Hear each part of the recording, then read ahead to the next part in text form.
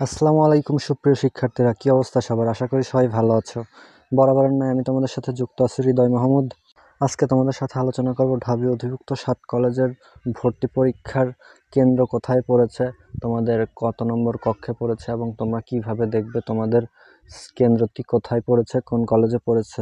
শুরুতেই তোমরা তোমাদের মোবাইল বা কম্পিউটার থেকে একটি ব্রাউজার ওপেন করে নেবে। ব্রাউজার ওপেন করার পর তোমরা সার্চ করবে collegeadmission.eis.du.ac.bd।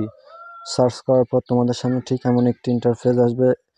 দেন তোমরা এখানে লগ ইন অপশনে ক্লিক করবে। লগ ইন অপশনে ক্লিক করার পর তোমাদের সামনে ঠিক এমন একটি ইন্টারফেস শো করবে।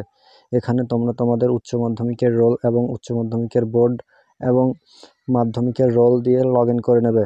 আমি এখানে সব কিছু দিয়ে দিচ্ছি। তোমাদের ইনফরমেশন দেওয়া হয়ে গেলে তোমরা সিম্পলি দাখিল করুন অপশনে ক্লিক করবে।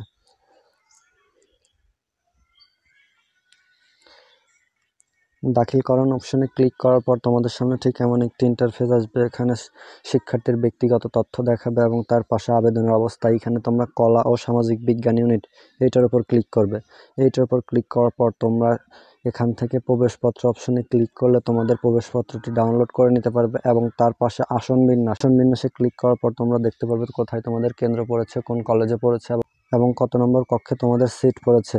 এখানে আমি আসন বিন্যাসে ক্লিক করছি। আসন বিন্যাসে ক্লিক করার পর তোমাদের সামনে ঠিক নতুন একটি পেজ আসবে।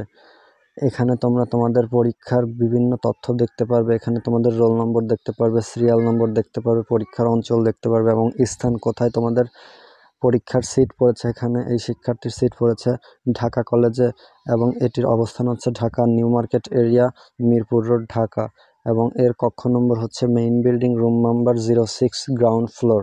সো আশা করি তোমরা সবাই বুঝতে পেরেছো কিভাবে তোমাদের পরীক্ষার কক্ষ নম্বর এবং পরীক্ষার কেন্দ্র তোমরা দেখবে। সো এই ছিল আজকের video. Mission related update video সবার আগে পেতে আমার চ্যানেলটি এখনই সাবস্ক্রাইব করে রাখো। দেখা হবে নেক্সট কোনো ভিডিওতে। ততক্ষণ পর্যন্ত সবাই ভালো থাকো। আল্লাহ হাফেজ।